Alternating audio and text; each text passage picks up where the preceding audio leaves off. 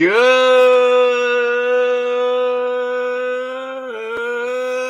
morning and welcome to What's New with Mike and Jeff, your Saturday morning hobby hangout coming to you live via the interwebs. I'm your host, Mike, and with me is the man with the plan, Jeff. The plan is I got no plan.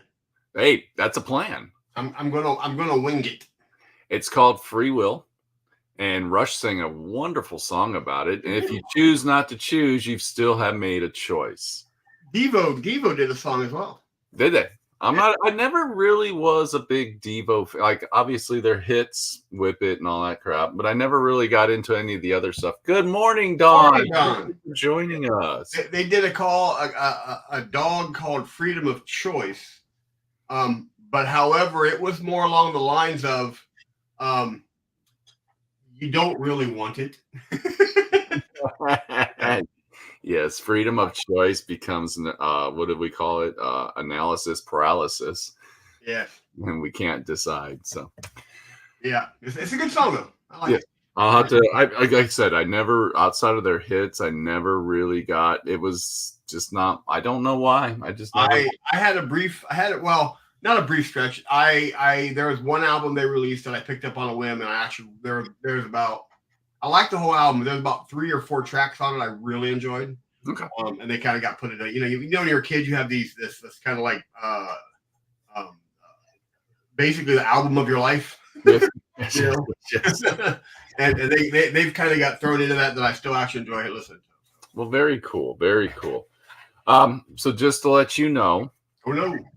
It is day 4 in which I have not had a Monster Energy drink.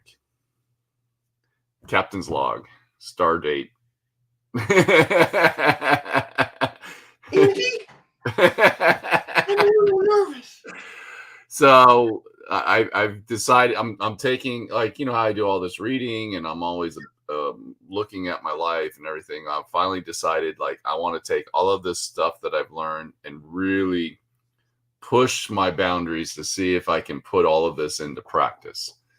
So I'm like, well, I don't want to desire certain things, like bad habits. I don't want to desire them. And Monster Energy drink is a bad habit, especially when you're literally planning your life around, like, your vacations are planned around getting, like, I should pack Monsters up with me to go on vacation.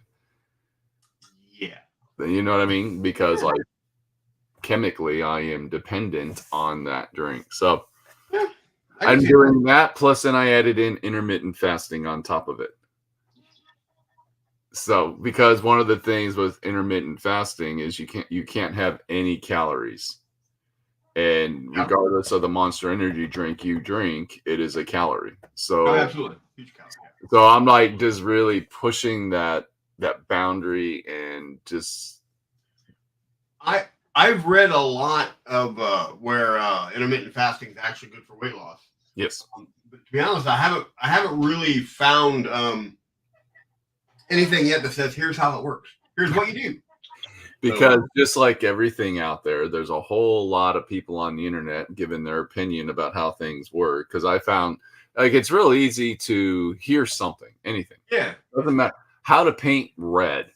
And you can go on the internet and you're going to find all the different opinions about it. And I found all kinds of websites that said, yeah, you can drink them. You can't drink them. You can have calories, but it's got to be certain calories from certain things. Right. You know what? You're just kind of watering it all down to make it justify it in your own head. So, well, the other thing I find is these. I have an attention span of a gnat. Most of us do. Or like a goldfish. And ooh, I haven't seen this circle yet. the information that I found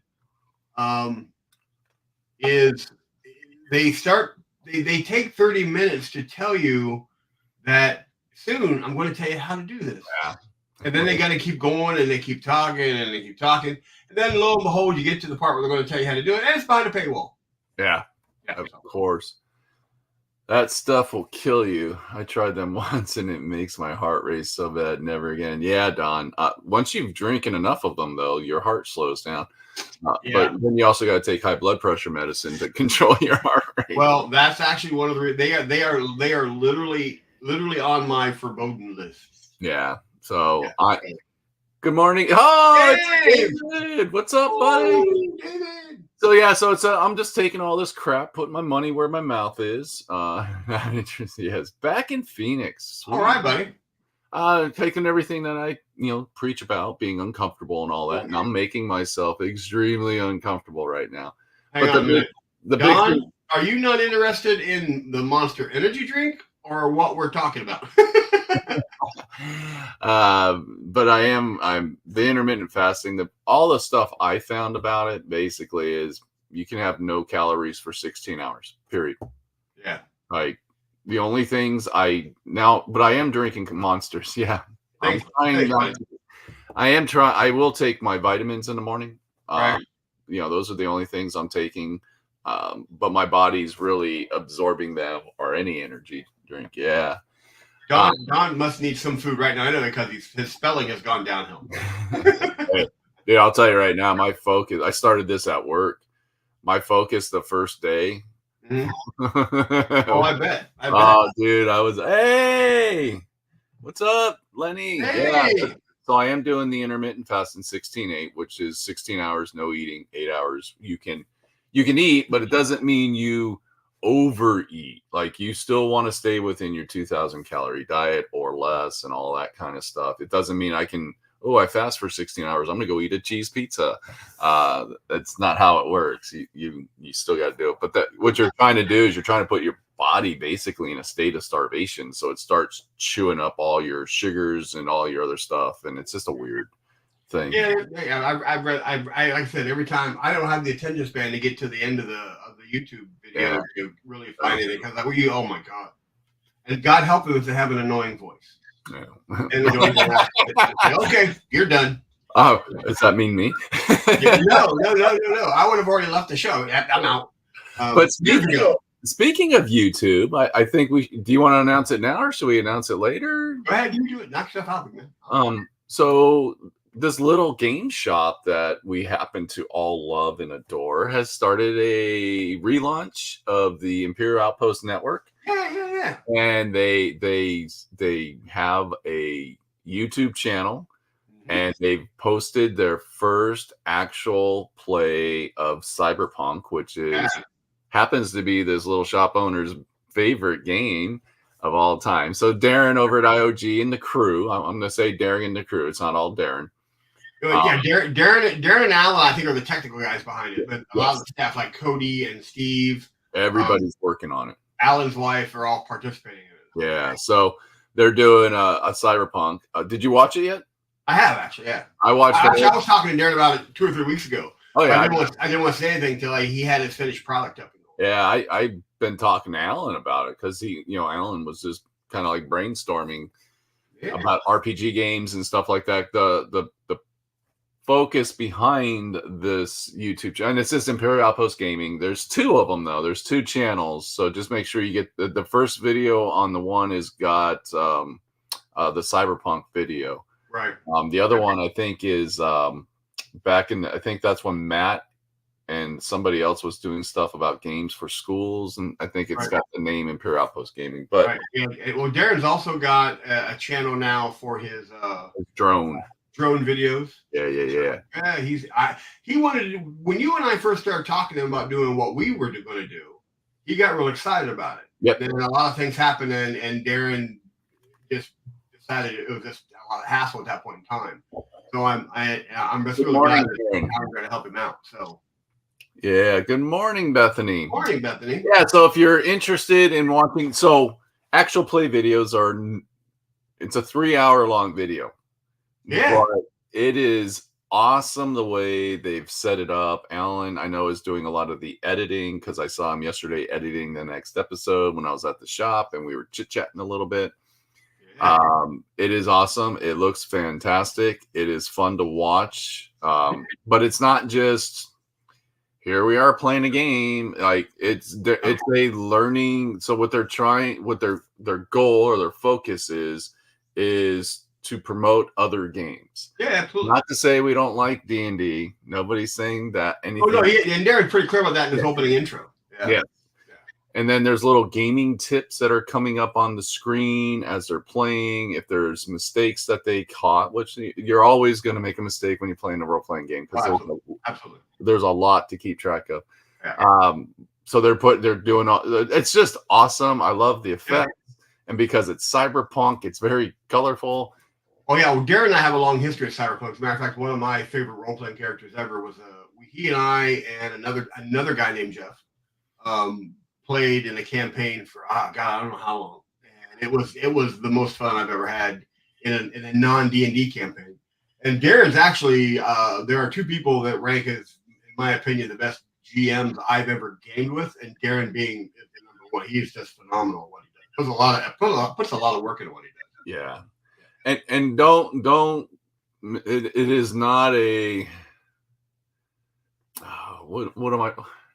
It's being very upfront. Like Darren's like, he'll talk to the camera, right? Say, hey, we're playing. Like he's kind of narrating. Like it's more narration of how to play the game and how they're using the rules, and they're playing by the rules, and if they house rule something or if they make a mistake, like they're being upfront about it. There's no BSing. Like, ooh, we're perfect. It's an actual like mistakes happen. Now I will warn, it is an adult language at certain points, because it's not being filtered for YouTube. It's not being filtered for monetization. It's not being filtered for any. No, it's just somehow, and all the players are dressed in character. I mean, it's just worth it to see Cody. Yeah, Cody, you only see Cody at the store. You never get to know Cody as Cody actually is when he's actually gaming. Let's not talk about how. Like, yes, you need to watch. I didn't say anything about how they were dressed. I understand that, but I think that's cool though, because it is. That's what I'm saying. It is cool. And I gave him the information. Calm down. Go have an energy drink. I'll come back when you're jazzed up. Don't censor me. But yeah, I think it was awesome. It was such a great show. Yeah, it's fantastic. I think it's great. I'm excited for Darren because it's something he talked about doing. Then a lot of things happened when we first started trying to get this launched. Yep. And kind of turned Darren off to the idea. And then Alan came in, and Alan's got a lot of skills in that area. Yeah. And it's fantastic. It looks very, very professionally done. And I highly recommend you checking it out. Yeah, just awesome. Go subscribe. Learn to play game session. I did second one, Avatar RPG. Hey, it's Victor. Yeah, I've heard a lot about this Avatar Airbender RPG. I guess it's a anime or something. Well, yeah, the Last Airbender is an anime that my oldest daughter's really into. Yeah. And yeah, I guess there's an RPG coming out for it. So never anything that I've been interested in. Don's asking, or just commenting, he hopes Alan does one on Marvel Crisis Protocol. And again, that's what the Imperial Outpost Network is all about. Yep. It's something, it was just a thing that we kind of just came up with a long time ago.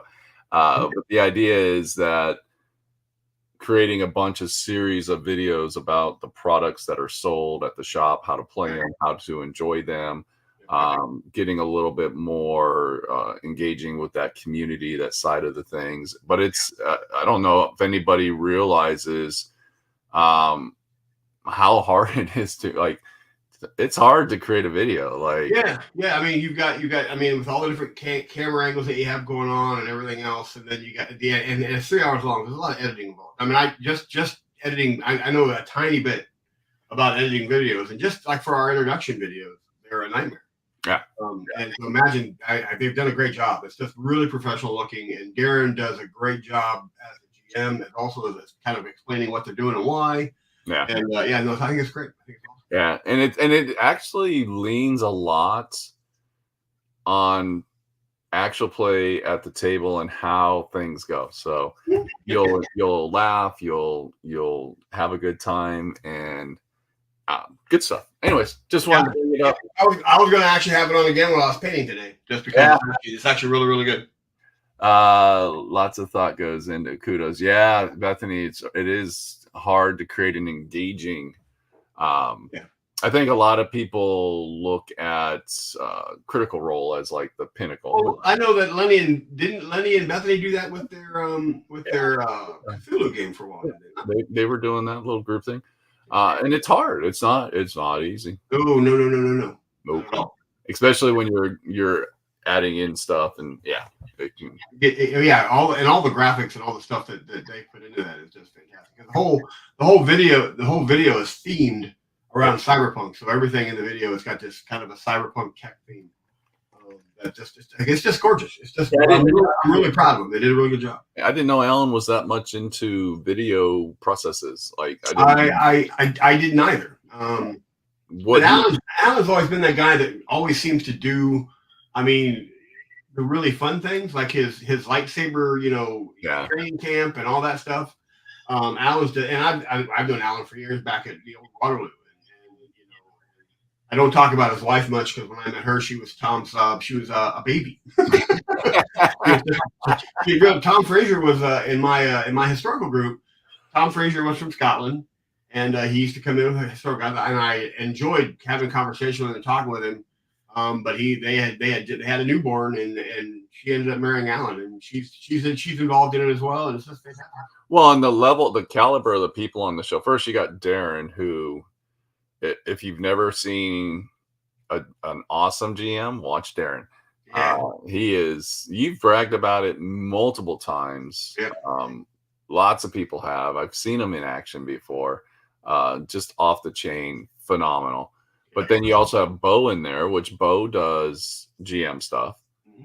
And Alan and Alan's wife both won competitions for GMing. So you have some high level caliber people that kind of know, like, when you know how to GM good, you can be an awesome player. Yeah. Well, the only negative thing I'll say about it is it made me massively jealous that I'm not there, because I will play. Darren could say I'm running Animaniacs, the role playing game, and I'd be involved. Yeah. He puts that much effort into what he runs. Yeah. Victor's saying it's the Iron GM. So Alan and his wife both have won the Iron GMs, which is just, so the caliber is just phenomenal. Yeah, no, I think it's great. I think it's fantastic. I'm really proud of him. And again, I'm happy for Darren, because, like I said, years ago when you and I first started this show, that was kind of kicking off what we had talked about doing. And like I said, and then it just got side railed. But I'm glad he's come back to it. But that's it. And now it's probably the time to do it more. During COVID, it was probably optimum, but there was too many unknowns at the time. Yeah. But now, sometimes you just got to pick up the ball when it's right for you. It's not always right. Well, it also, you and I were in the same camp Darren was. We kind of didn't know how to do what we wanted to do, and you and I've literally just stumbled our way through it. Yeah. But when you have that kind of an idea, but you don't have, the technical skills, it can be a little intimidating. And then you get a guy like Alan that comes in that happens to have that ability to kind of take you along that and get that done. It's actually a good thing. I think that's where it's at. I'm really happy for him. Oh, so that's the only time Don's been able to get his wife to play a game, is when Darren was running it. It was a Hero Quest game as a role-playing game. Yeah. And Hero Quest actually can be played phenomenally as a role-playing game. Oh yeah, we had I think it was, I forget what night of the week it was, but we had a Warhammer Quest game back at Waterloo North that a whole bunch of us played it on a regular basis. If you really want to have a good time in an RPG, put Tim Dvorak in it. we were playing Warhammer Quest as kind of like an RPG, right? And Tim was in it and Tim was kind of the driving factor behind it, because Tim loved Warhammer Quest. And he had us cracking up every single time. I couldn't help myself. It was awesome. Well, thank you, Lenny. He's saying he's the only reason he's on the internet. I appreciate that, buddy. We really do. Well, anyway, I guess you could say Avatar is a Japanese series, but North American one. But according to the Japanese, animated, regardless of where it comes from. Okay. Yeah, I don't know much about Avatar stuff. I'm not into that. and John says, yeah, that's when he was talking. Good morning, Tim. Morning, Tim. Yeah. So good stuff all the way around. So if you get a chance, just go subscribe. So just to get the word out, though, for people to just go subscribe to the YouTube channel. If you watch this video. Try to watch. This is just the algorithm of YouTube. Try to watch it for over 10 minutes, even if you just turn it on and walk away and come back. Yeah, and definitely like and subscribe. That also helps. Like, subscribe, and comment. Like, leave comments. Absolutely. Even if it's just like, hey, this is a great video. Just leave a comment. Speaking of that, we're on YouTube now as well. So again, like and subscribe us. Yes, do all the like and subscribe stuff. But to really help it grow, because I really think the direction they're going is super positive. And I think it's going to be, it could, the potential for it to be one of the bigger streams is there. It's always there. Or our YouTube channels, but well, Darren's got a lot of cool. He and I actually already talked about the garage sale coming back. Yeah. So the garage sale is going to be back, and then if I can get everything worked out on my end here, we'll be back next fall for another Grumble Bowl and another Model Expo. Very cool. So, I mean, a lot of good stuff going on at IO. Awesome stuff. And like I said, the biggest thing about it is I just like, man, I wish I was there. I mean, whether I played the game or not, just being there and seeing Darren when he runs is phenomenal. Yeah, good stuff. Lots of tips you can pick up on too. Oh, absolutely. Lots of ways of engaging into the game session, which is hard because not everybody truly like some of their impressions of what a role-playing game is unfortunately Critical Role, which isn't necessarily true. Darren yesterday was busy seeing Dune Part 2. Yeah, that's a trip I've got to make at some point. Oh, it's out, huh? Oh yeah, it's opening weekend. Well, and I maybe do something I haven't done since before COVID. I may go to a cinema. Ooh, I'm sorry. Oh no! Dune I want to see on the big screen. Yeah. And so I may wait till like next Thursday and go hit like a midday after. Yeah, that I would wait till like a weekday afternoon time, just the best time. I have my tickets for 12:30. Cool. All right. Good morning, Joe. Yeah, I didn't know it was out yet. I don't keep up on the cinema. I really enjoyed the first Dune. It was good. It was good. It wasn't like action packed, like it was just a lot of building, a lot of cool stuff. And everything I've read about the second part is going to be phenomenal. Yeah. So the effects were awesome. Like it was great actors. Did you? I don't know if you watched any of the awards ceremonies. The guy that played The Last of Us, I forget his name, Pedro Pascal won an award, which was phenomenal.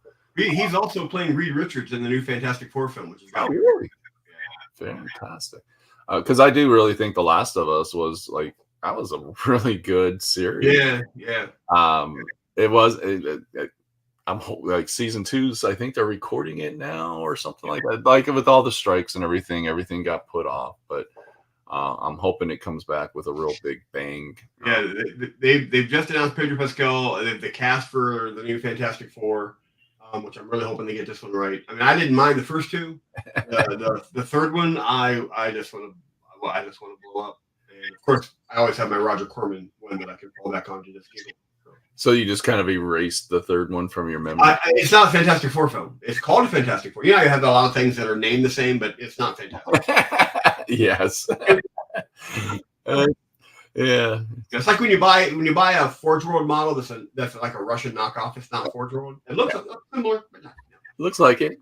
Yeah. Tastes like it, but it's not. Yeah. The last Fantastic Four film was absolutely horrendous. It had nothing, quite frankly, other than having some similarities in the characters' powers. It was not fantastic.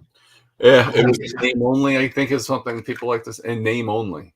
Well, I like the fact I recognize all of the actors. I mean, Pedro Pascal for me is the one I recognize immediately. That's who he is. Sure. I know the other actors in it. Who's playing Sue Storm? Who's playing Ben Grimm? Who's playing Johnny? But I couldn't give you their names because they're just faces I remember from other films. But the way they're looking at doing it, and the fact that they're reintroducing Silver Surfer in it at some point, he may only make a cameo.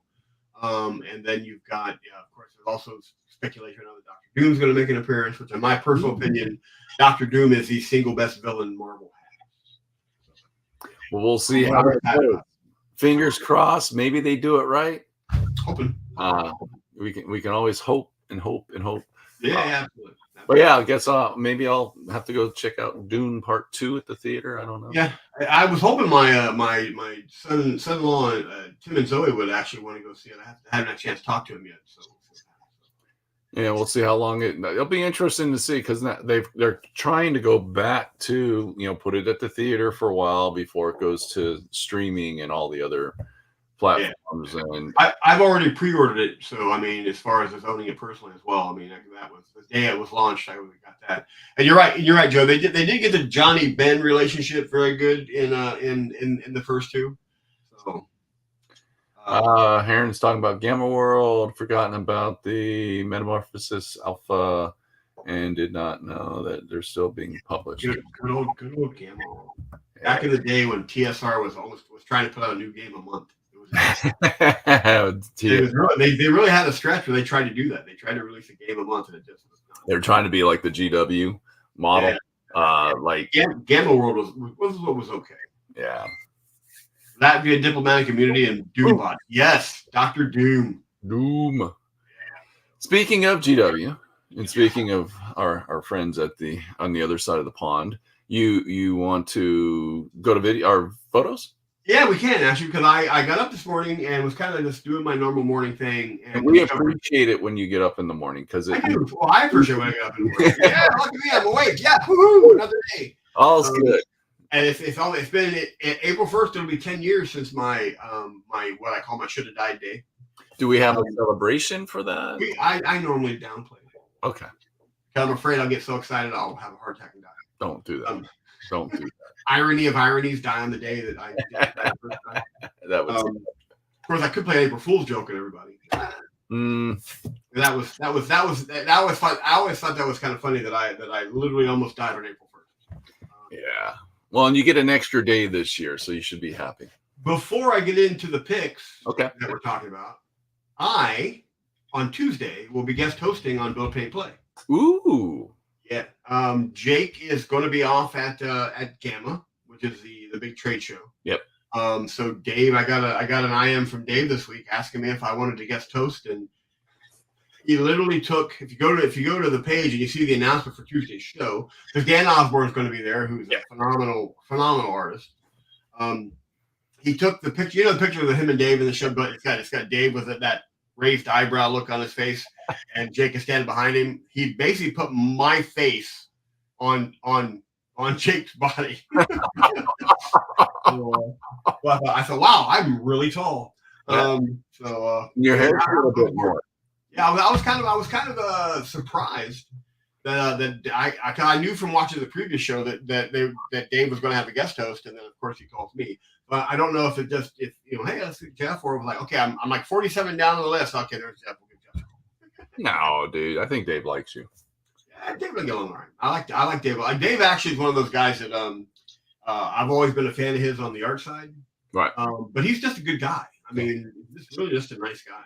I've never met him, so one day. Hopefully, yeah. Hopefully.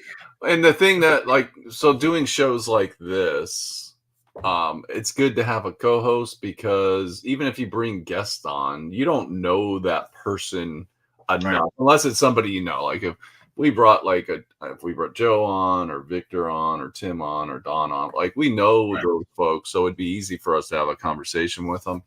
Right. But if you bring on someone you don't know that well, and I don't know, it can be hard, but having that co-host, having that camaraderie between the two hosts, and then bringing in that other person just makes it so much easier.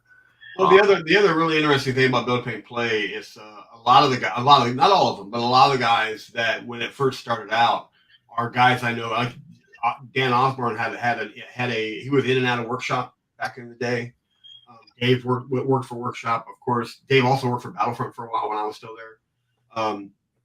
Jake was in retail, so there's a kind of a circle, and a lot of the guys in the comments are guys I worked with or in GW. So, but then there's also a lot of folks that watch the show. They're just phenomenal artists that I have a tremendous, and I mean, inspiration is just all I got to do is scroll down through a lot of it. So, well, that's awesome that you're going to get the co-host, dude. I'm looking forward to it. It'll be interesting to watch it though, because without Jake there, that level of Jakeness isn't there.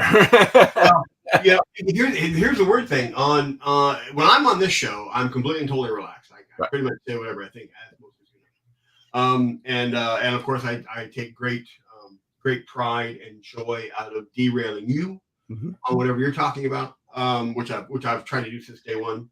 And Jake, if you watch the show on a regular basis, Jake does that a lot as well. Because Dave is very much he's got where he wants to go, the show to go, and what he wants to talk about, and Jake will tangent constantly. But when I'm on their show, it's a different. For me, it's a little different because it's not my show. So I try to be a little bit more. Well, you're trying to fit in with the norms of their show and trying to just be the polite host. You don't want to come in and be the obnoxious guy derailing Dave from his conversations.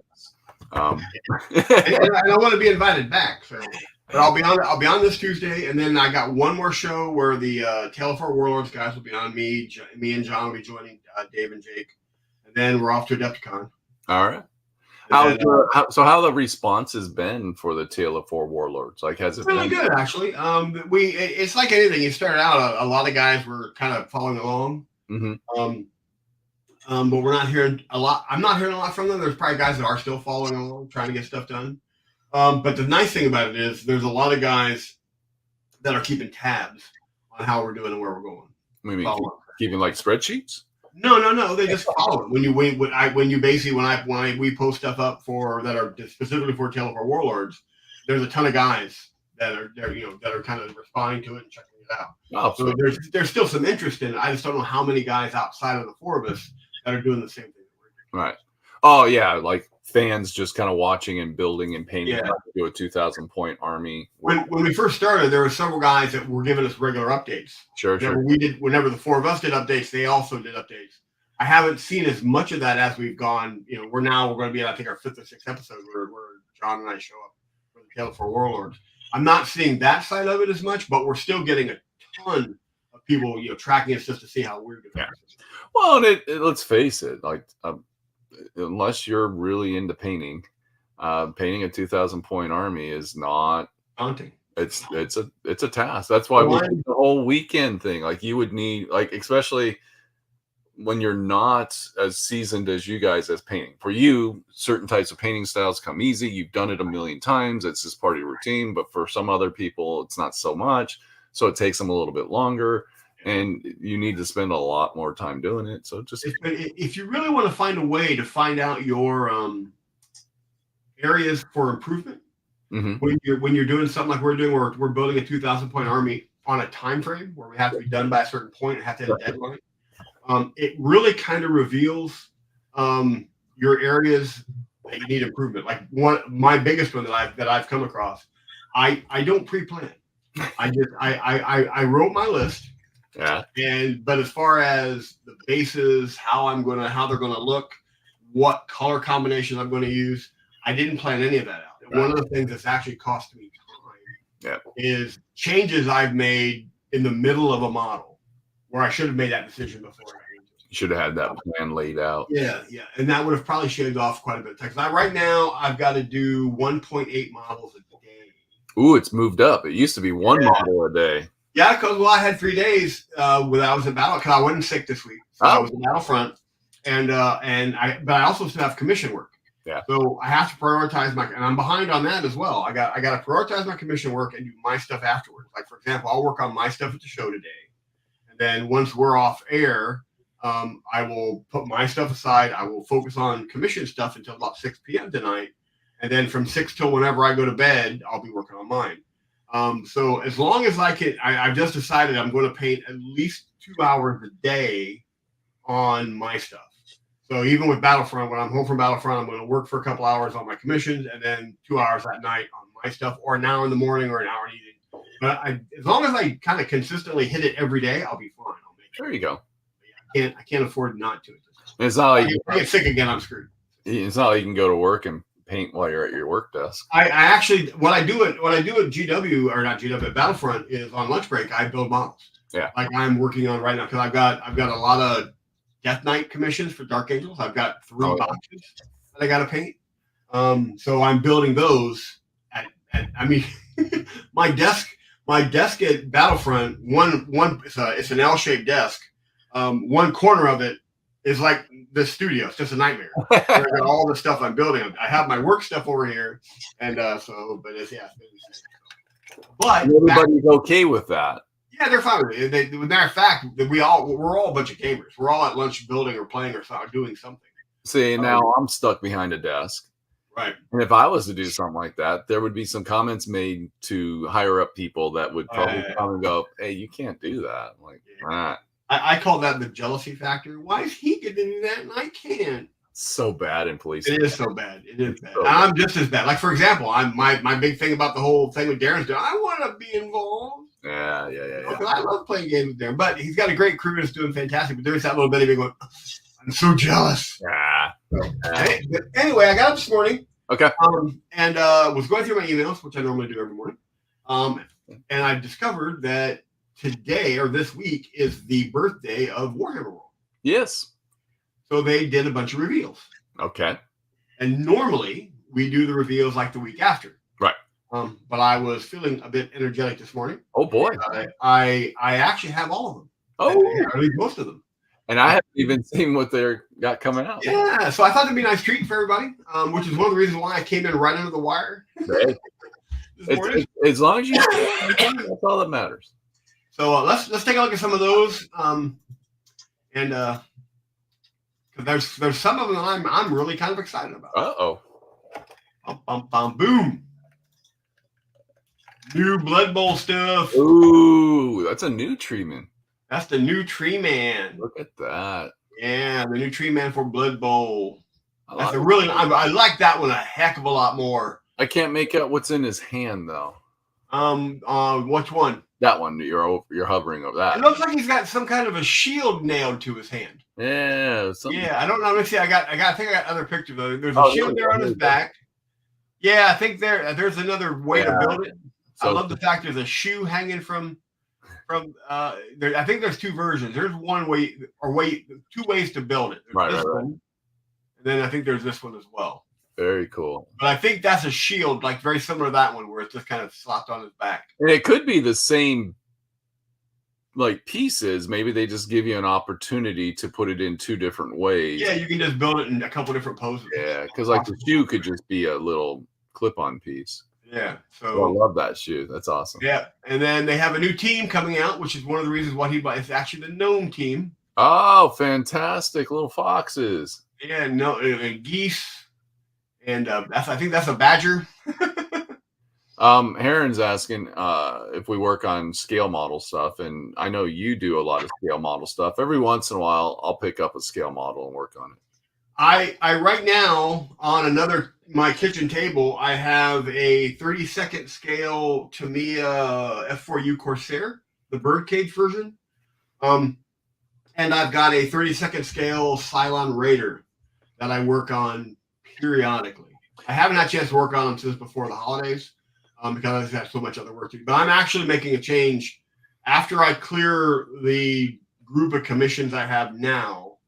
I'm going to kind of cut back on my commission work so I can actually have more time. Because one of the other things that this Build, Paint, Play project has done is let me know I don't really have a lot of time to work on my own stuff. Right. Well, since you had to start working at Battlefront. So. Yeah. So I'm probably gonna make some minor adjustments. Yeah, I have a couple, but there's actually the other project I have that I've actually put away is a 1/6 scale B9 robot from Lost in Space, and a 1/6 scale Robbie the robot from Forbidden Planet. Yeah, Don's asking if you got the dinner plate Cylon Raider or the other one. I have the original my Battlestar Galactica from the 1970s. That Cylon Raider. I have the dinner plate one as well. Yeah, now don't get me wrong. I like the new Battlestar Galactica, but I have in my heart I prefer the ships from the 1970s version. Yeah. Yeah, the classics. I hate that one. When you get old, I've got a 2023 Bronco sitting over here in a model kit that I've started working on. We do it. It's just hard to do scale model stuff on stream, mainly because it's bigger and you need a little bit more room. Yeah. Yeah. Well, my dream project is the 32nd scale Corsairs. I have basically every 32nd scale Corsair that was ever produced. I own. So I want to get those built. I have no idea where I'm going to put these things. They're almost the same size as the actual plane. And I have a 172nd scale Millennium Falcon from Bandai. Ooh, yeah, you got that big one. It's a big Bandai kit. Yeah. Anyways, yes. So to answer your question, yes. All right. No, fantastic. Some gnomes. You got a badger, a goose. I love the goose. And I'm actually real excited about this team. It'll be interesting to see what their rules are like. Yeah, well, this is a brand new team. There was never. I don't. And Don, you were probably the longest in the tooth about Blood Bowl because you and I used to play back in the day. I don't ever remember there being a gnome team before. Well, there was a halfling team, but I've never heard of a gnome team before. Has GW ever put out gnome models? Like, yeah, that's a good point. Yeah. Warhammer Fantasy or any of these other games that they've always put out. I don't think I've ever seen garden gnomes. Yeah, so I'm really interested in seeing this when it halflings was it? Yeah, that's what I thought. That's what I thought. So yeah, this is a brand new team. So this is going to be their first adventure into, hey, we're adding to this world of Blood Bowl. Well, yeah, and we're creating a new team. It also lets me know that they're not giving up on it, which is something that I kind of expect every day. The dude smoking a pipe. The dude smoking a pipe. That's dude smoking a pipe. The little fox has got the ball. Yes. I'm really looking forward to. I think this is going to be a phenomenal team. I can't wait to see. It'll be interesting to see how the rules play out because you don't want to just copy and paste the halfling rules or the snot goblin rules. Yeah. Like you want to create something different, something characteristic of the gnomes. Yeah, I had no time to read anything about them, but I just grabbed the pics this morning. But I plan like that's one of the things I'm doing after the show is going to sit down and read all of it. None of us really care about the fluff. We just want to paint up little gnomes. I'm big into the fluff. Foxy is the quarterback. Yeah, so I thought that was awesome. That's great. Look at there again. That top. The paint job on that fox is just phenomenal. So I mean, they're all great, but that fox is just awesome. That top one looks like a catcher. Like he's got his hand up, like, "Hey, give me the ball." Yeah. Yeah. And that guy, hey, this like they got little knives in their fist. Like there's like a little knife sticking out. Well, they got to do something. Most players that go up to the knee, they're gnomes. So, oh my gosh, they'll be now on 32 mil bases. They're going to be like in. I would venture to guess they may be on 28s. Yeah, you think? They may be. I don't know. They may be on 32s, but yeah, they're either way. They're kind of tiny. They're tiny. Awesome. And then the new Adeptus Custodes. The new codex is on the way. Yeah, look at that. I love the artwork on that. That's actually fantastic. I knew you'd get a kick out of this. I love it. Yeah, well, actually, there's more you're going to love too. The Golden Boy. There's the new. I think this is the new Praetor. I think that's what they called him. Look at that with the headpiece in the. Who else had that headpiece in the back? Your the Votan. Votan had that. Yeah, they have some. They don't have exactly that like the comb, but they do have that arc, and that actually provides a lot of different things for them, like a shield and teleport and all that stuff. But yeah, no, I thought that model was fantastic. Look at that, love it. It's like a wannabe Mohawk. And that's the new battle forces coming out for him. All right, well, we got like six bikes in that, and a bunch of troops. Actual scale gnome would be like Traveler mini scale. Look at that. Good stuff. I love it. Aruk champions. Those look like the normal troop guys that have always. Yeah, these look like the normal Custodes warriors. And these guys are the armor's different. I'm not sure what they're called, but yeah. But and then of course these bikes are awesome too. I don't know if you're getting a new character model or not in there. I can't tell if that new character model's in there or not. I think this is him. Yeah, I can't tell.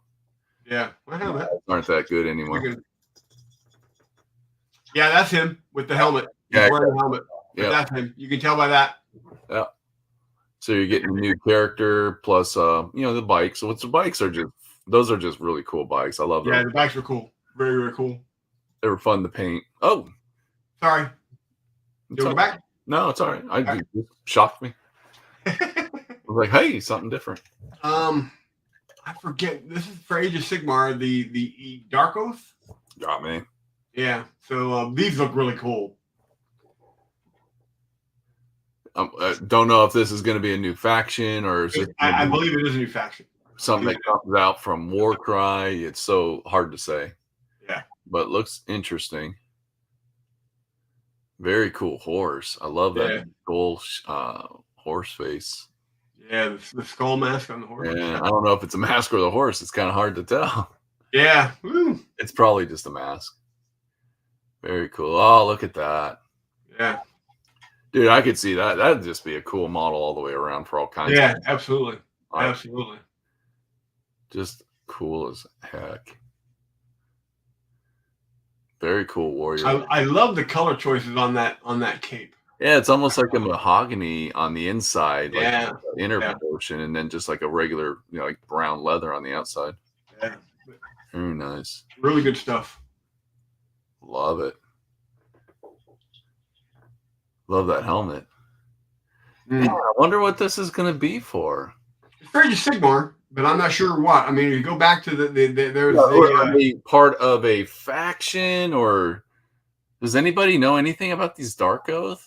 Yeah, the Dark Oath. Well, this is the novel, right? That is based on. I don't play enough. I was hoping Joe may know something, but they're a really cool looking faction. That much I do know. Could just be attached to like Chaos or some of the other. Yeah. Because I'm not seeing any troop models. These just look like character models. I'm sure when I go back and read up on it, I will. We might find out more. Yeah, I'll find a little bit more. But I didn't have actual time to actually go through the details. Oh no, you got up early and it's hard to get these photos. I absolutely love that model. Yeah. Just awesome. Oh, look at that. This guy here, right here. It's this picture saying something to me. He's like a head swap. Well, no, the model's saying something to me, and he's looking down from a little rock outcropping, and he goes, "You took my last monster. I want it back." So Joe doesn't know anything about him. So. Yeah. So, anyways, they're a new faction. That much I do know, and there's been a lot of hype talk about them online, but I don't do Age of Sigmar enough to have any real knowledge. But as always, I don't really care on most games. If it's got cool models, I like it. Now, I may not play the game, but I may grab the models. So. Joe's thinking maybe Mortals of Chaos, which would fit. But it's on the community page. Go check it out. Yeah. There'll be some details there. I just grabbed the images today, so. No, we'll figure it out. Look! Oh, Orcs! His Imperial symbol on his wrist guard. I didn't even recognize that. Don said that last model, he has an Imperial. Oh, yeah, there it is. Yeah. Yeah, that symbol is actually, I think, Arabic. Yeah. Yeah. So maybe there we go. That's Darren's new security guy. There you go. Yeah. But yep, new Orcs. Love the artwork. Yes. Very dark and grim like Orcs should be. Yep. And look at that guy. Oh. He's a mech boy. He's a Swiss Army knife for the Orcs. Oh my. I don't know what that looks like, some sort of wrench thing on his right side and some sort of a Zappa gun on his left. Yep.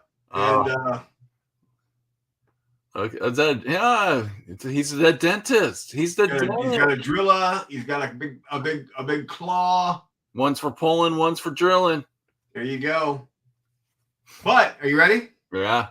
This is called the Tractor Blaster. Tractor Blaster. Anti-fly, 3+ devastating wounds. Oh my god. Yes. There goes my Custode jet bikes. Yeah. And then this is called the Shock Booster. Yeah. Love that. Yeah, there's a lot of cool weapons coming out. So he's got all kinds of stuff on him. He is the Swiss Army knife. Oh. What are we doing? This is a picture because they basically, I'm going to show you the next box set because in that set, You're getting a Stampa? This is the Battle Force, but this is what comes in it. You get something that, I mean, it's roughly, I would imagine roughly to take on the Knights. Yeah. Well, I'm trying to figure out what's in the background on the left side. Is that a piece of the terrain? Where? So you got this on the other side of the Stampa, right below where you were hovering. Other side. That looks like a war machine. That's his arm. No. I'm talking about the terrain feature on the other side of the box. On the left side of the box. Here? Right above that little building looking thing that you're right next to. Here? Yeah. That's a dreadnought, dude. I can't make it out. It's just it's a walker of some kind or a vehicle of some kind. It could be a truck. I think it's more of a truck because there's the wheels. Okay. And that's in the box. Damn, that's going to be an expensive box set. Yeah. That's going to be like a $300 box because that Stampa ain't cheap. I'm not even sure if that's the same Stampa. I think it may be a new one. Sure looks like mine. Mine. I don't know that enough about it. It just looked new to me. But anyway, that's the new one coming out. And then, of course, there's the guy the new guy. Right. And then you're getting some regular troops. Yeah. Hey, I like this box. Now we're going back to what orcs are supposed to be. Big. Yeah. Well, I'm excited to see this. Yeah. And that's going to be great. So it looks like Dave broke down the contents in the box. So it's a big mech, the Stampa, 10 boys, a truck, and 10 Ludas. So that is in the background. Yep, that is a truck. I initially thought it was a walker because I thought this was just an arm that was hanging out. But actually, when you zoom in on it, there's your wheels. There's a blade in the front. It's just kind of blended in the background a little bit. Yeah. Well, the background color and the model color kind of makes it difficult to pick at a distance. Yeah. But I do love it. I just might be time to get that box set. Yeah, no, it's looking good. But these are all basically was announced today because it's Warhammer World's birthday. I think this might be it. Yep. Yeah. That's going to be probably one of the most expensive box sets you're going to find because I think that Stampa alone sells for over $100. Yeah, well, yeah. There's a lot of really cool stuff out today. I mean, the Custodes models are fantastic. Yeah, and GW, there used to be a time, and that time was Tuesday, when the starter boxes were remember what they used to call the spearhead box? Mm-hmm. An updated faction came out, or an updated book came out, and they would put out a spearhead box, which was usually a significant savings to buy the spearhead box. But those were very limited because it was to boost the sales, to get people hey, get this new faction. Well, it's just not the same anymore. It's not, you're not seeing big, significant savings like we used to see. There was another purpose for those boxes, to basically get rid of surplus product. I'm sure that they don't have a lot of surplus product right now. So if that was the case, then hey, we've had these orc models, let's throw them all a bunch of stuff in a box. Let's just repackage a box. It's cheap to make a box, and let's sell it with it, and we'll just do I don't know, 50,000 of them, and when they're all sold out, they're sold out. Because I still have the orc spearhead box for when the truck came out. Right. It's still shrink wrapped and everything. It's like a collector's piece now. Well, it's phenomenal stuff. Yeah, and even back when they put out the new editions, you would get the new box set, and you'd have the two factions, and it was always but times have changed. There's still savings. I'm not going to say you're not saving money. It's just I know what you're trying to say. It's just they don't do these as often as they used to be. Like back in the day, you'd be like, "Holy crap, I'm saving like $150, $200 by buying this box set." I would go out and buy one of them just to get what I'm looking for cheaper. Yeah, absolutely. Remember the Blackreach box set? That was the only way you could get the Death Copters back in the day. And I would just go out and buy those to get Death Copters. Everything else just got pushed into it. I just wanted the Death Copters. So. Well, what I want to do next week is Battlefront partnered up with GameFound. Oh, yeah. And did a 10th anniversary edition of Firefly. Mm-hmm. Which those actually started shipping week before last and this week. Yeah, Darren's got 4 copies left. Yeah. Well, did you see his video for it? Oh yeah, that was fucking That was awesome. hilarious. That was awesome. But I have one here because the 10th anniversary edition of Firefly has everything they ever produced for Firefly. Right. And then the collector's box also has a brand new set of pilots, which are basically pre-painted ships for the game. All right. And it's a beautifully packaged game. So I was actually going to probably bring that on next week and kind of go through and I'm going to try and take some pictures of it this week to kind of show everybody what's inside of it. And I didn't have time to do it this week, but yes, it's a phenomenal game. And it's not the 10th anniversary. It's not like super expensive. No, it's 220 retail, but you get everything they ever made for Firefly. That's what I was like. I looked at it and I'm like, this isn't a bad price. Like the size of the box, and it's everything you get. Yeah. I'm like, this isn't a bad deal for what you. If you're really into Firefly, if you're not into Firefly, obviously you're like $200 for Firefly. Well, Firefly is one of those games that it's not a hey, let's play Firefly tonight. It's like, hey, let's set up Firefly tonight and play it over there. Because it's a big game. It takes a while, but it's a lot of fun, and it's a great game. And I was with Battlefront basically when we launched the initial game, and Gen Con that year, we launched it at Gen Con. You couldn't get out of our booth. Yeah. When they opened the doors the first day, the entire day our booth was surrounded by people.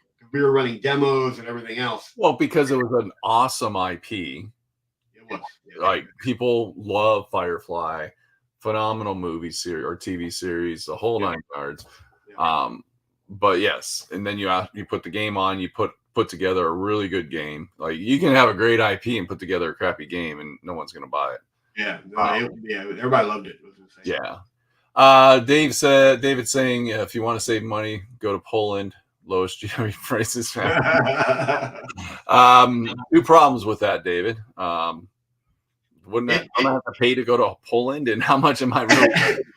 Here on Firefly, the board game is something that Gale Force 9 put out back after Battlefront bought them, and it is 100% based on the TV series. I don't know if he's never heard of Firefly as a movie though. No, he says it's based on the sci-fi series. Is it based on it? Oh, okay. I had never heard of Firefly before. Is it based on? Yes, it is based on the sci-fi series. It is absolutely based off that. My bad. Yeah, absolutely based off sci-fi series. And I didn't realize there was a fan club called the Browncoats. That was as big as it is. So, are you a Browncoat now? No. And I love the show. Don't get me wrong. I never watched the show when it originally aired. I missed it. I just completely missed it. It was afterwards that I got into it. But I loved it, but I was never nuts about it as a lot of those guys are. And I'm the same way with Babylon 5. Babylon 5 is my show that'll make me go fanboy. And for me, it's Starship Troopers. All of the start, even the bad ones. Yeah, I now own them all because I had to see them. There was a movie. The movie Serenity. Yeah, absolutely. So how many seasons was Firefly? Because it was 13 episodes. 13. So it wasn't a long. 13 episodes. No. That's like maybe 2 seasons back in the day. Yeah. And it's basically it was 1 season, and they canceled it. They showed the episodes out of order when they aired them. It was just messed up from the beginning as far as the network and how they handled it. But it has a massive following. That's why they did the movie Serenity, which is a fantastic movie.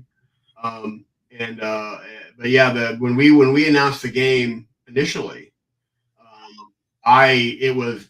everybody went absolutely crazy. And then we launched it at Gen Con that year, and we just got assaulted. And there were several other companies launching big games that year, and but our booth was surrounded. I couldn't let the guys out of the booth for break because they couldn't get through the crowd. Yeah, it's kind of like the Lorcana mess at Gen Con 2023. Yeah, it's a fantastic film.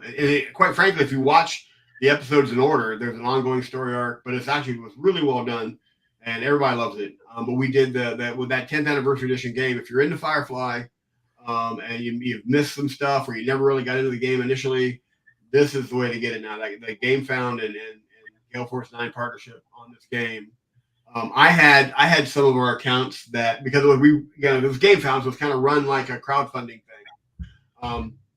So GameFound shipped out all the backers, and then we handled all the retail backers. I have accounts that have taken as many as 40.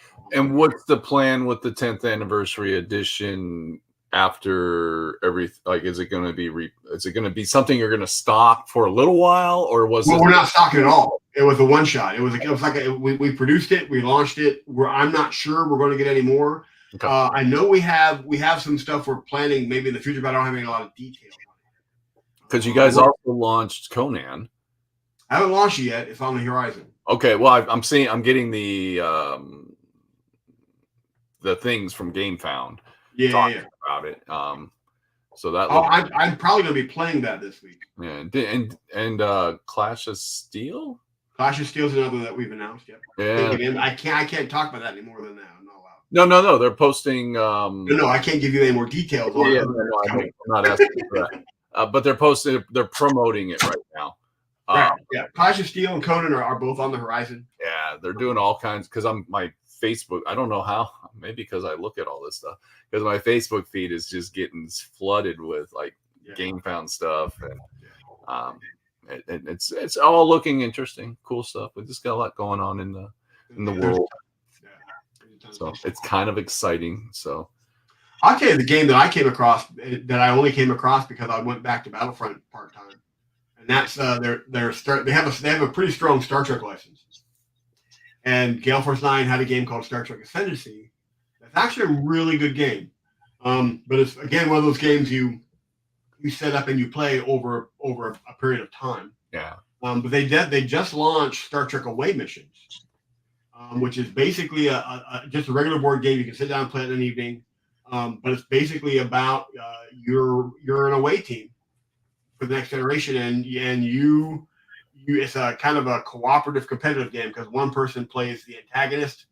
The other players play the away team, and you have to accomplish goals on board wherever your map is. And we have the core set, and then we had 2 expansions, which was Galron and the I can't think of the name of the other one. But we are just getting ready to ship the original series set, which has the original crew. Oh, sweet. Andrew, who works at IO. Yeah. It's that phenomenal. Now the models, people either hate them or love them, but they're kind of a chibi style because it comes with bigger heads. Yeah, a little bigger heads. I can't wait to get mine painted. But it's a good game. I love playing it because you can go in there and do combat, but the way you win the game is accomplishing the goals. Like the starter set is Wolf 359. So the away team on the Enterprise are fighting Borg that have infiltrated the ship. Sure. You've got to go around and accomplish tasks. It's a card-based game. It's actually a lot of fun. Sweet. It's a ton of fun. Aaron's asking what's Clash of Steels. From what it's a board game. Yeah, but it's like an expansion of tanks. Hmm? It's like tanks. They're Gale Force 9's. It's a tank. They had a game called Tanks, but this is literally just there's no infantry. It's just tanks. They're all 15mm scale. It's a tank. There's 1 or 2 tanks that aren't available, and I really can't get any more detail. But check it out online. They're advertising it. It's all being advertised. You can check it out.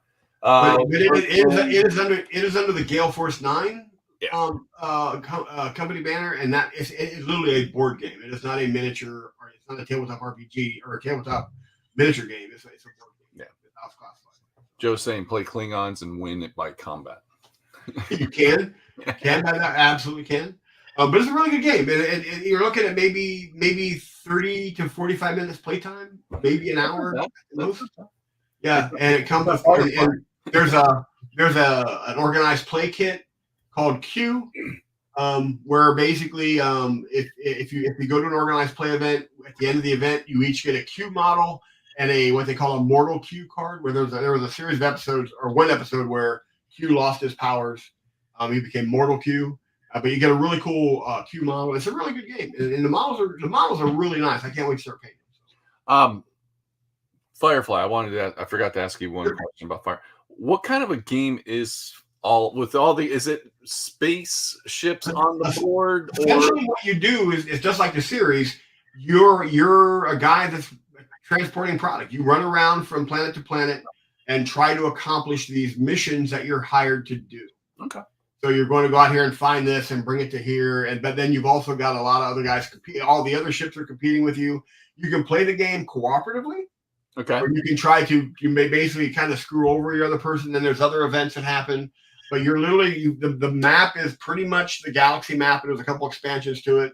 You have your ship, you have your crew, and you kind of recruit your crew, which are all from the series. And then you really just travel around the galaxy and basically complete missions, which are usually in the form of smuggling this, taking that.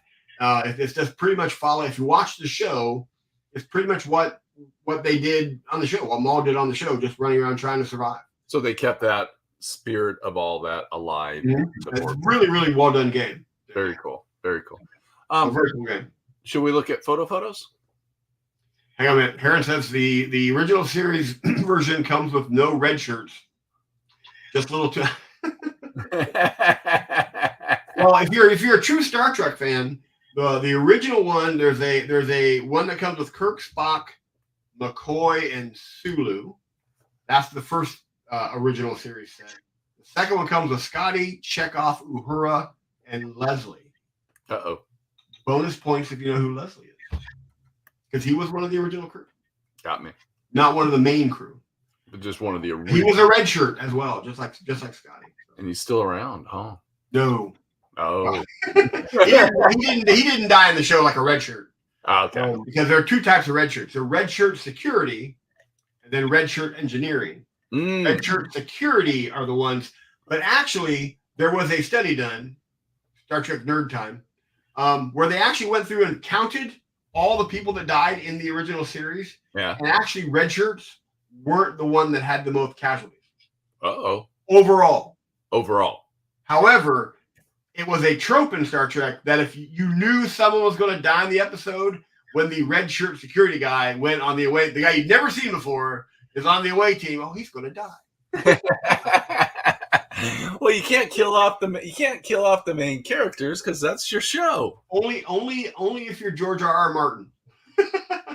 And look how bad that ended for him. Like in the movies, everyone got like mad because all the main characters were dying. I stopped reading the books. Yeah, and when they killed Glenn in Walking Dead, I was like, yeah, I'm done. Yeah. Like, you can't just kill off all your main characters. What is this? Well, reality? I don't want to watch reality. That's always my big thing. It's like, what the heck? What are you guys doing? Tasha Yar would argue your point. I'm not sure what point you're wanting to argue there. No, Tasha Yar. Maybe the red shirt point? Tasha Yar. Well, that was next gen. Oh, is that I'm talking original series. Okay. Original series was red shirts. Because they changed all the colors. And actually, they intentionally made Command red. That's what I was going to say. The Command went red. Yeah, they intentionally did that. Because of that factor. That's when they stopped killing off the red shirts. Yeah. Because Command never leave their desk or their office. Tasha Yar was a security chief wearing a gold shirt and got... Oh, not killing main characters. Yeah. Well, they didn't kill the main character. She quit. And they out of spite, killed her character. She wasn't happy with where the show was going, and quite frankly, the first season of Next Generation, they hadn't really found themselves yet. And there's a couple episodes you watch, you're like, oh my god, I can't believe they're airing this show. And she had a couple movie offers, and she just left, and so they just killed her off, which actually was kind of really cool the way they did it, because it was kind of the first time dead is dead until, well, not necessarily because she had a kid. There's a whole, again, Star Trek says everything by time travel. That's all I'm going to say. Yeah, crazy. So anyway, let's look at more picks. All right, more picks. Painting picks. Maybe.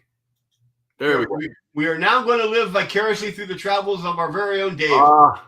He did this to torment me. So David, on his journeys, found Hot Wheels and Matchbox cars and decided to send me a photo of them or post a photo of them.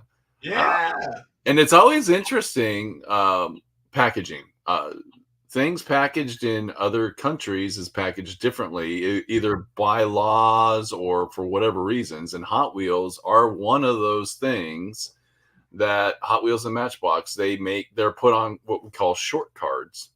Right. And I don't that was Vienna, Austria. Vienna, Austria. Yeah. Austria. Very cool. Yeah, so it's just one of the biggest reasons is space, because the actual average of square footage of a store in Europe is much smaller than what we have here. so that's why they've got to put them in. Possibly, that's me guessing.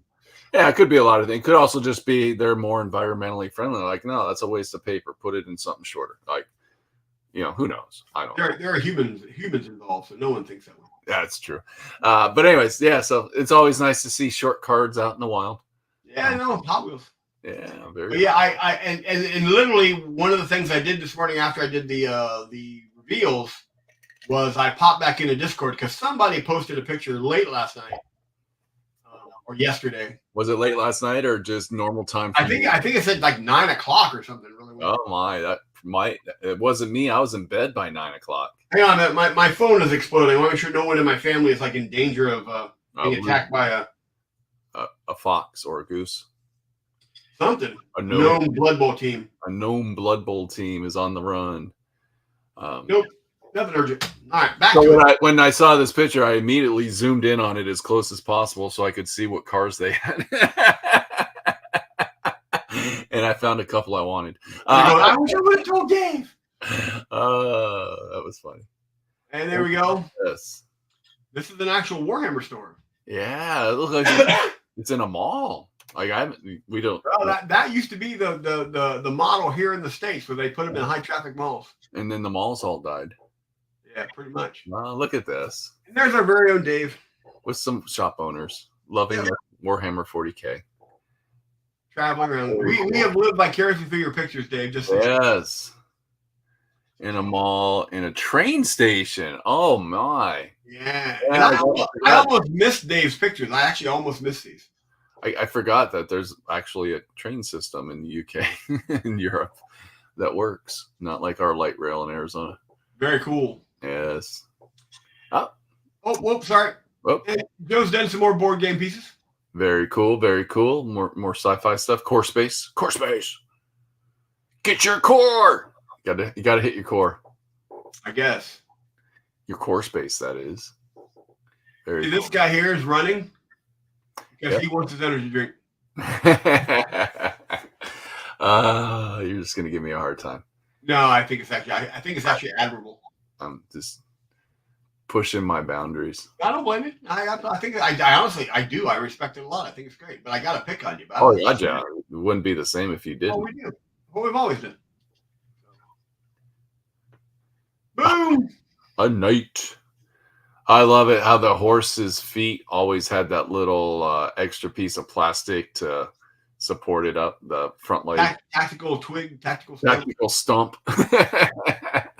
It's getting a launching point. This is the predecessors to the Iron Rangers. Yes. I point that out because Joe made it a point to contact me last week to remind me that the models he had on the stream were painted in the same colors as his.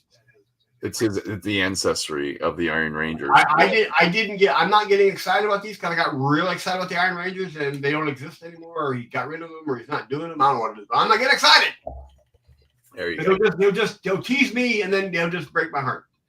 Smash, crash. And then use some stuff that Tim threw up. Yeah, doing some. Those are the Skeleton Warriors, the newer ones. Yeah, very cool. Yeah. Looks like he's painting the stone basing. Yeah. Doing it through paint, which is always cool. It's a good effect. Like it a lot. I actually finished some stuff. Averlant Sunset for the win on that axe handle. Oh, absolutely. Absolutely.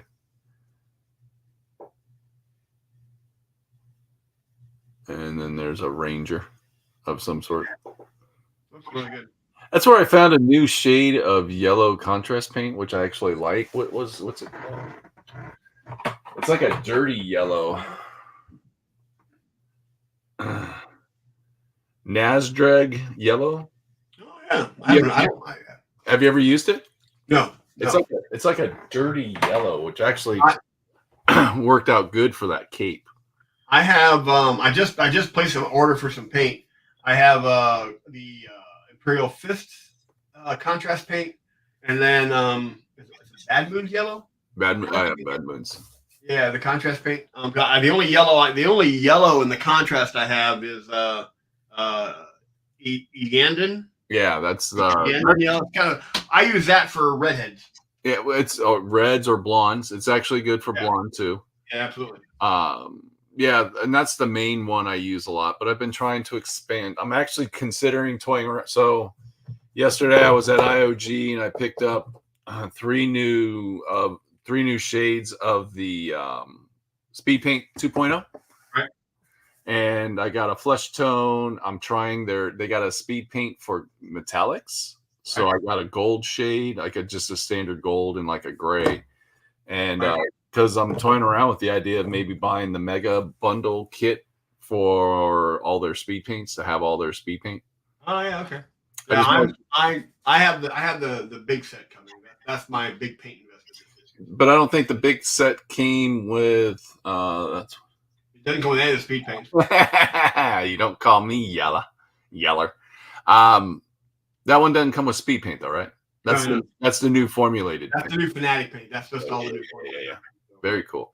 Matter of fact, I wouldn't be just before it comes out. I think I'm going to be pulling all of my scale, putting them into cases, and I'm kind of revamping how I do everything paint wise. Well, if that new Fanatic paint is as good as it's being pumped as, I want real life application of it, not I got a free set of paint and I'm going to talk about it. Yeah. So I want. There's a couple out there that I like. The big one for me was Ninjon. Yeah. I watched his of the army paint, and he's like, I wouldn't recommend these to a beginner. I wouldn't recommend these. But he was really, pretty. And I trust him because he's usually pretty straightforward. Yeah, and I do too. But I just, I'd like to hear your opinion. Like I like.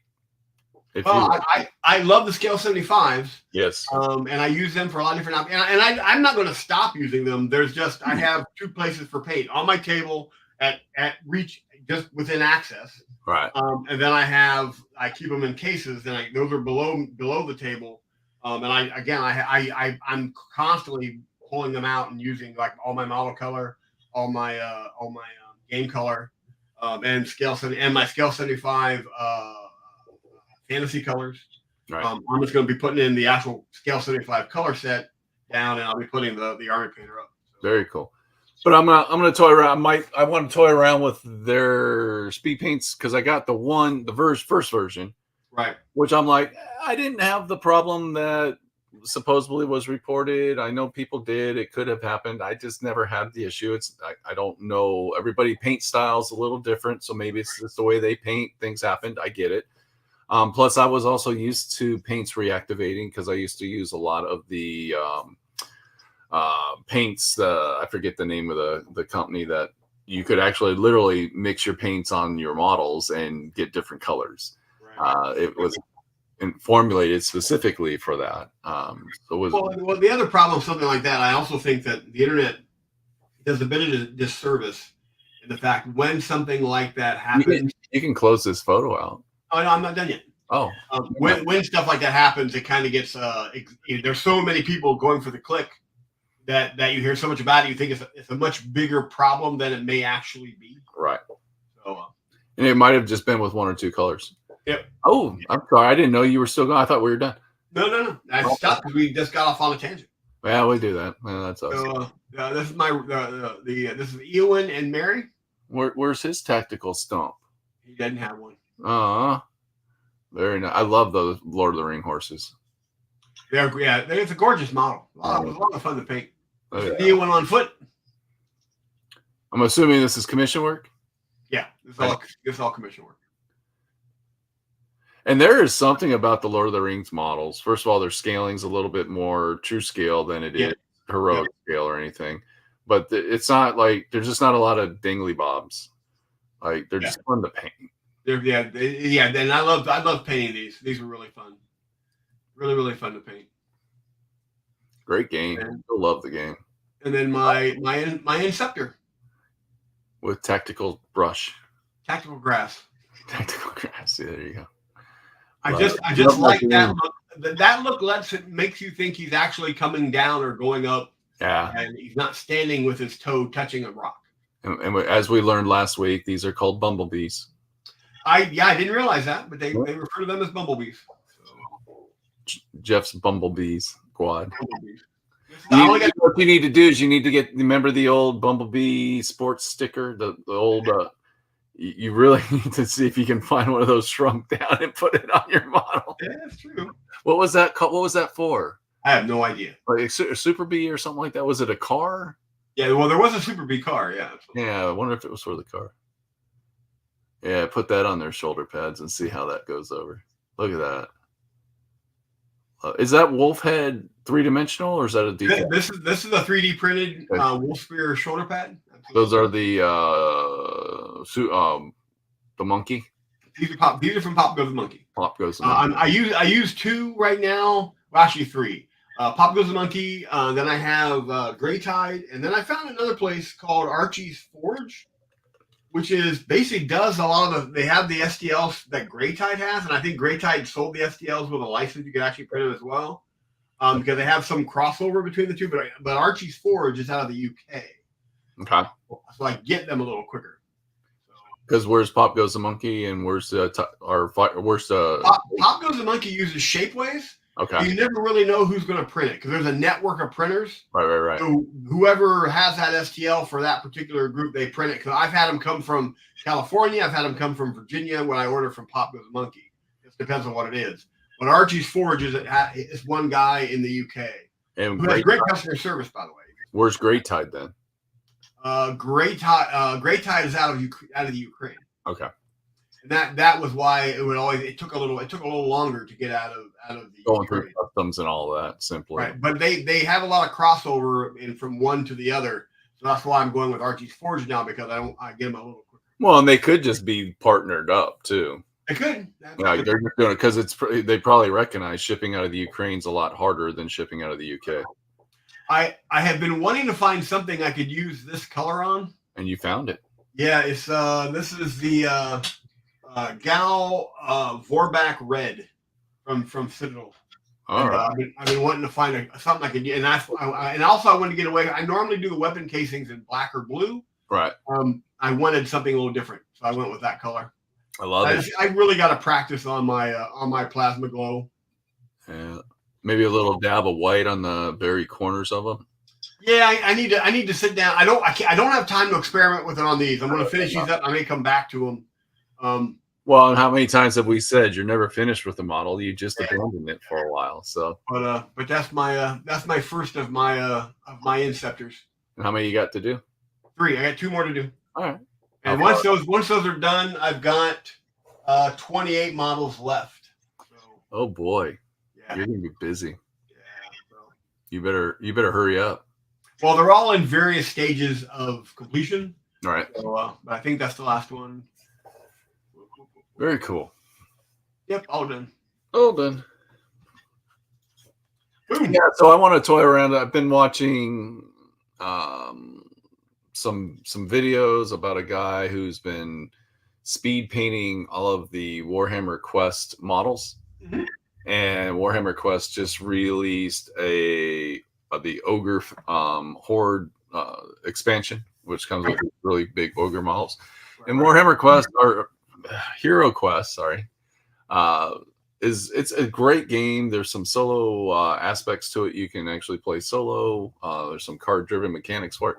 But he's been speed painting and he's been using the Speed Paint 2.0. So I want to toy around with it because I've been like, well, that stuff's going on pretty good. So I wanted to, because the range when it first came out was very limited. Right. When they did the 2.0, they added quite a few colors. Right. And they added the metallics and they've added some other things. People rave about the metallics. Yeah. So that's why I picked one up because I'm like, well, first of all, you and I were always big fans of the Vallejo metallic airbrushes, which kind of to me was is a version of this. Like a lot of that Vallejo metallic brush on went on like a contrast paint because the Very edge similar. but the edges would kind of be your base colors. You would always see that bleed through a little bit. So I'm assuming that's maybe what they've created here is kind of like that Vallejo metallic airbrush paint.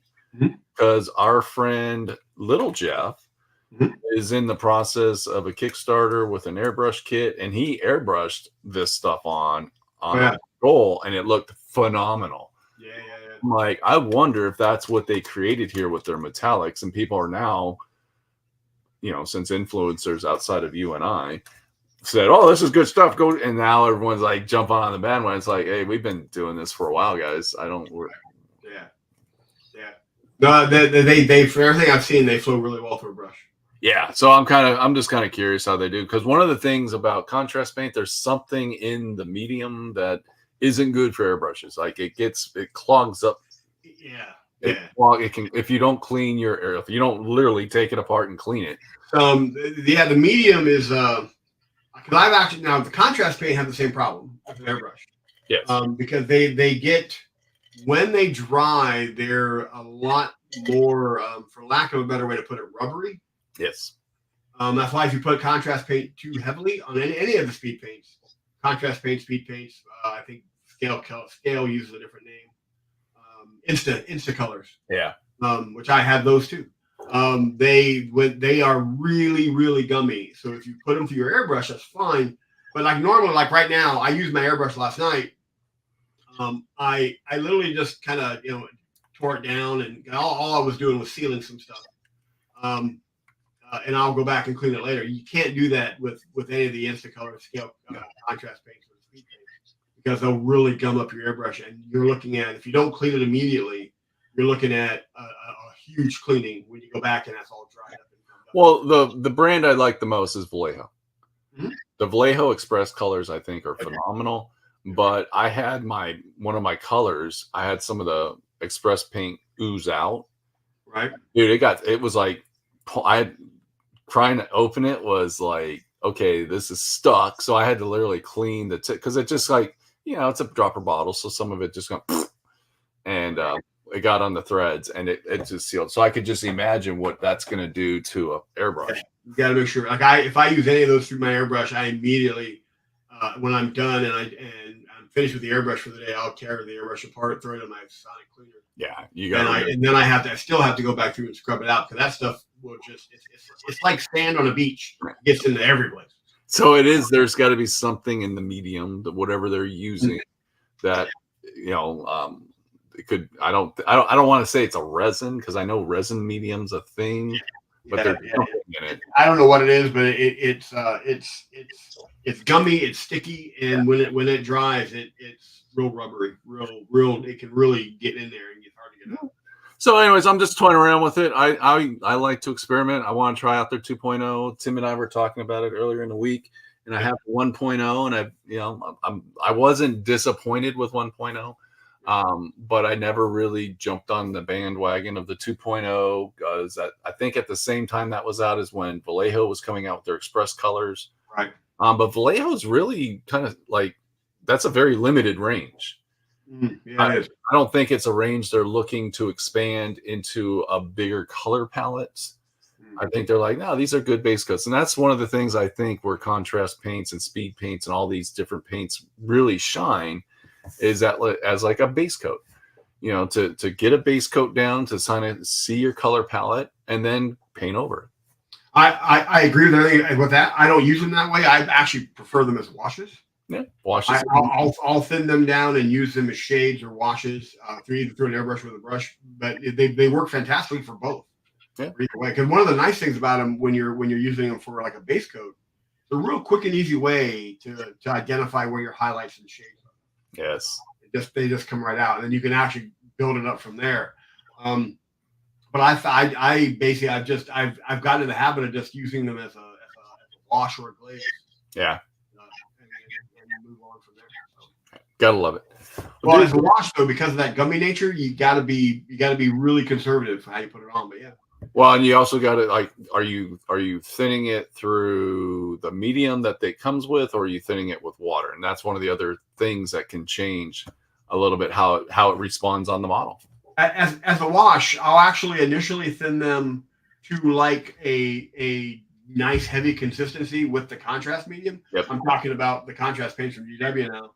But then when I get ready to put it on as a wash, I'll just use water because I want to bring that surface tension back up as a wash to get it to sit in those recesses. Yeah. They kind of hold. And then I wait a couple minutes, and then I go back through with my brush, with a clean brush that will pull off the excess that is pulled up if I have too much in there. But as a base coat, they do the same thing. They're really great because you can then go back and say, okay, here are all of my highlights I've got to go through, and then you can kind of build up from that. It's really well. It's a little appreciating. Sounds like a paint bottle acted like it was particularly sealed up with. Okay, yeah, locked. Yes, it could be. Well, I came across that not with the paints themselves, but with the contrast medium. Oh, really? I couldn't get the lid off, and because again, this is the medium that they use. Yeah. Yeah. So I may end up picking up the mega bundle. I think it's 50 paints. Yeah. Added, but they give you a big bottle, if I'm not mistaken, of the medium to thin it down or something like that. So pretty cool stuff. Well, but we went to 8:30. Like we had a lot to chat about. Yeah, just kind of. Well, like I said, I wasn't expecting to have the reveals today, but I thought I'm here. I might as well go ahead and get them. And they were, well, the biggest one. There's an orc and custodes. I'm like, well, those kind of, I got to do those. So that's why I went ahead through. Those are right up Mike's alley. Yeah, which is kind of weird. Page. They're on there. You can read about them. It's kind of a weird, like, I really like these really, really good guys. Like, these are the Emperor's Guard and da-da-da. And then I like these really, really, I don't consider orcs bad guys. Like, I don't think they're evil. They're bad plants. They're weeds. They're not. They're weeds. They're mushrooms. They're the galaxy's weeds. Okay. They grow and populate in areas you don't want them. Every once in a while, you gotta go pull and prune them out. It's not easy being green. No, it's not. It's hard. But you kind of show up everywhere. We are the sand of the galaxy. There you go. We show up in all the places you don't want to show up. But, we show up where you don't want us showing up. I'm curious to see how the orcs are treated in 10th edition. Yeah. I'm looking to see how that codex writes because like I said, I watch a lot of war games live, and right now they seem to have a really good balance on their win-loss rate. They're kind of right where they should be. Everybody is. I mean, they're right now. Everything kind of plays. So you really there's not a whole lot of armies I found that just kind of wail on people. Hey, Jake. Hey, Jake. Good morning. Jake has once again shown up in time to watch us leave. Yeah, and then Heron's talking about there's a fungus among us, and that is me. Fungus among us. Yeah, that's the orcs are the weeds of the galaxy. They're a hardy, viral, or what's the word I'm looking? Vibrant weed. Yeah, they need to be removed. We're an invasive species. They grow in an area and then they kind of strangle the other life on the planet. In a roundabout way. I'm kind of curious to see where they go. Like, I didn't really care for all the squig type stuff they came out with. It looks like what we're seeing now with the new box set. It looks like we're going back to like scrappers and. Well, here's the thing they had with orcs. They've always had this problem with orcs. They will go where they're just really nasty, really tough, and a really hard army. And then they slowly, over the course of time, will go to the comedic side. Yeah. And then they just get silly. If crude eats, or are they vegetarian? Good point. That's the point. But they take him. I mean, because Darren was a big orc player when he and I played on a regular basis. And then they swing too far in the comedic stage where everything is comedy. The Thor movies. Thor started out really serious and really good, and then it kind of slid into what the heck is this? Yeah. It's just a comedy show. And I'm hoping they bring them back because you want to have a little bit of that orcness.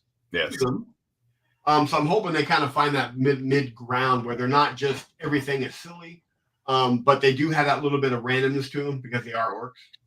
They need it. but they're weed, and they're good. I remember when we found out that they were actually plant life. I thought it was the most insane, stupid thing ever. But just like when I saw Thunderwolf Cav, I was like, "Oh, this is insane! This is crazy!" And then I went, "But they're cool."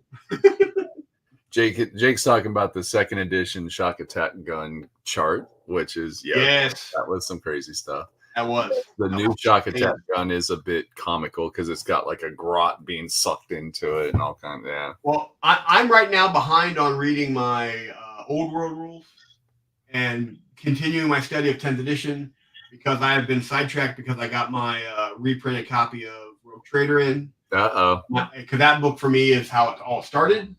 And it just didn't start my miniature gaming life because I was playing DBR and DBM and BattleTech.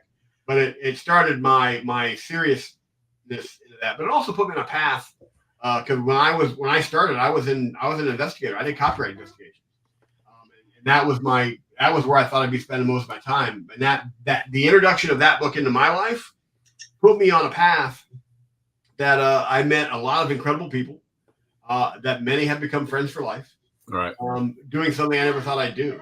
And so that book has more than just this is how I started playing. It has more than that nostalgia. Oh, here's how I started playing Warhammer. That's a lot of meaning to me. When you can pinpoint things in your life that changed your life, it's always kind of cool. Yeah, so that absolutely changed the course of my life forever. For me, it's one of my pivotal changing points was Rush's Moving Pictures album. Sure. Because that's what introduced me to rock music. Like that's the album. Like, yeah, I listened to rock music, but that was like the album that I can pinpoint of listening on the cassette, on headphones and just loving it to death and progressive rock and all that kind of stuff. So I discovered I had something similar to that with AC/DC, and it was that I can't really bang my head quite that long without getting a headache.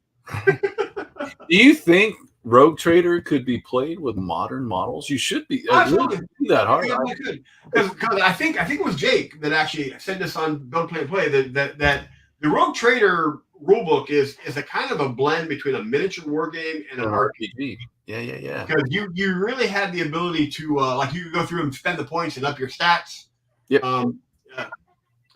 This year, Dark Side of the Moon. Yep, still one of the best albums. Oh, fantastic album! Yeah. Fantastic album. But it's kind of a blend between RPG and I actually bought that book when I was at the peak of my role playing because I was playing MechWarrior, I was playing D&D, I was playing Rolemaster. Which this is the sci-fi version of a role-playing game. Yeah, and I honestly, matter of fact, I bought the first expansion, chapter approved. That was the first expansion for 40K because someone at the Drowsy Dragon in Columbus, Ohio, told me that they thought that was the role-playing expansion. Right. Turned out it wasn't. It just introduced more stuff, Terminators and stuff like that to 40K.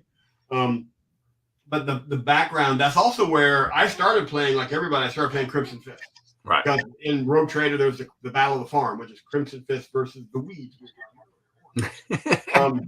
Then I read there's also a very serious description of the Fang, and I read that, and that was also the pivotal point. That I said I'm playing Space Wolves. I've been playing Space Wolves. And what was amazing, the first book, that was all you needed. Like that was the book. It had your armies, it had your stuff, you could upgrade. It wasn't like you needed anything else. It wasn't codexes back then. That wasn't a codex generation.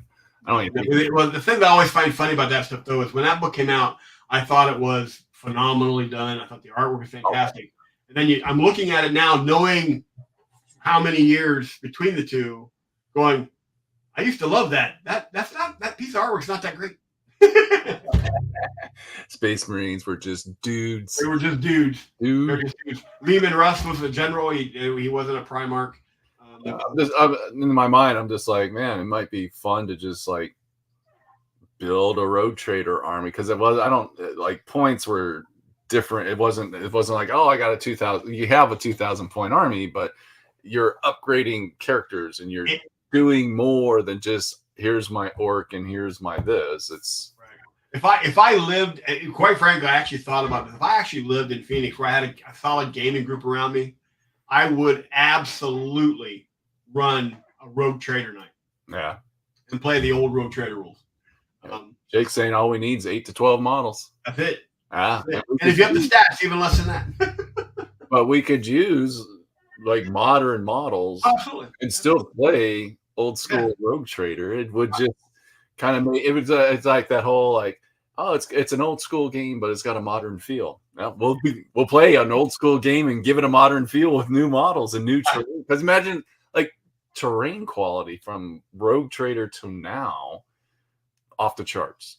Like, you could really create some really cool terrain. Well, that was also back in the day when they said, use books and put a green mat over the book for your hills. Yeah. And that was there was also time the famous deodorant, the land speeder, which was awesome. That they really drilled home the use what you got. And create that. I remember I converted a guy's dehumidifier to a tank. I mean, it was this gigantic dehumidifier with you could actually, the top turned like a turret. You could direct the moisture where you wanted it. And I turned it into a vehicle I called the Podium, and literally had a big, huge altar on the front of it and a chaplain mounted on it. It was huge.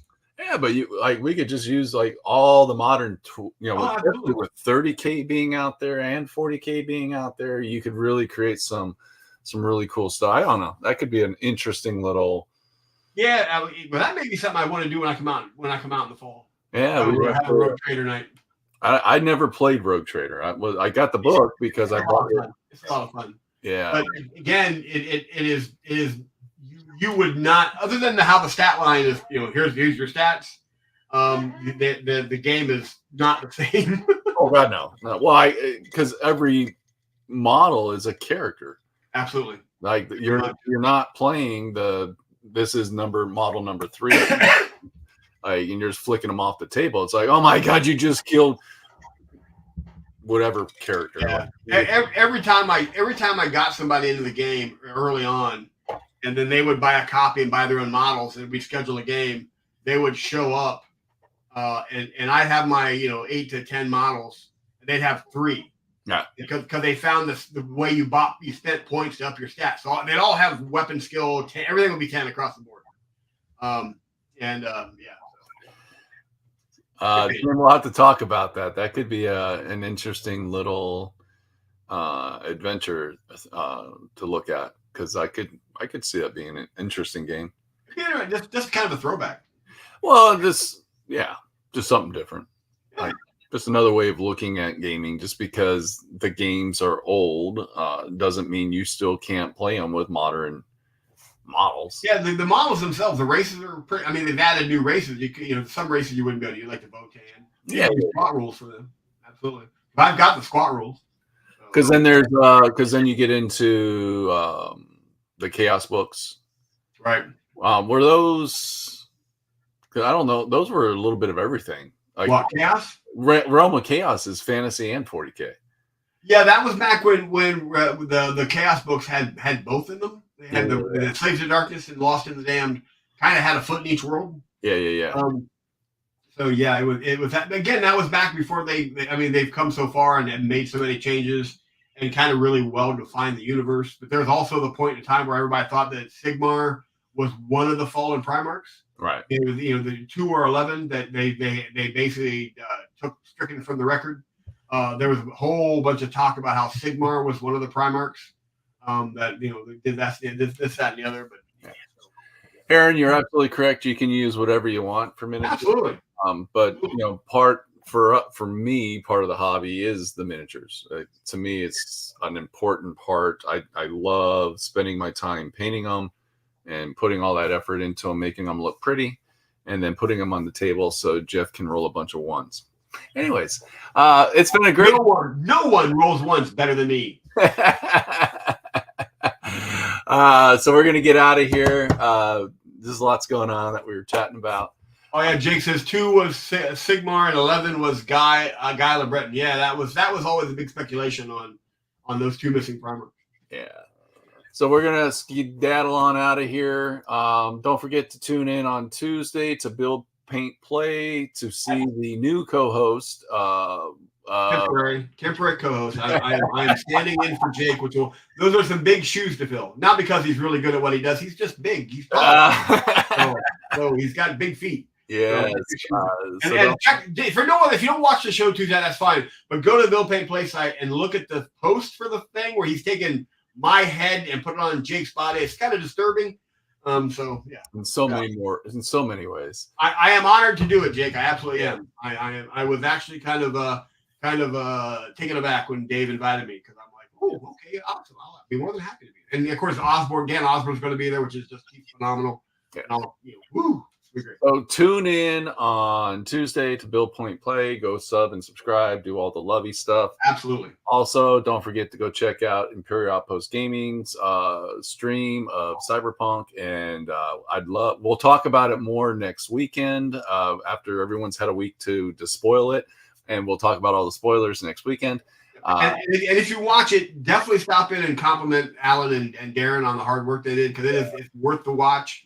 But let them know you watch it. Let them know what you think. Well, like inside, and it's so important. Leave a comment on anytime you watch a YouTube video. If you like a content creator, leave a comment, because that's the kind of stuff YouTube's into.